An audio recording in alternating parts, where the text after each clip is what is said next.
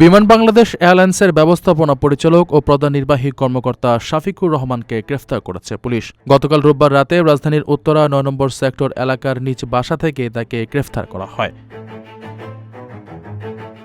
উত্তরা পশ্চিম থানার ভারপ্রাপ্ত কর্মকর্তা ওসি কাজী রফিক আহমেদ গণমাধ্যমকে বলেন, শিশু নির্যাতন দমন আইনের একটি মামলায় বিমান বাংলাদেশের এমডিকে গ্রেফতার করে আদালতে পাঠানো হয়েছে।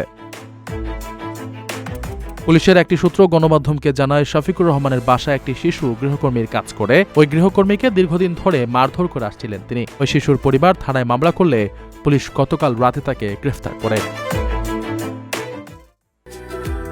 ৬ ফেব্রুয়ারি প্রবাসী সিটি সাইট অফিসে আয়োজন করা হয়েছে ইনভেস্টর্স ফেয়ার ২০২৬।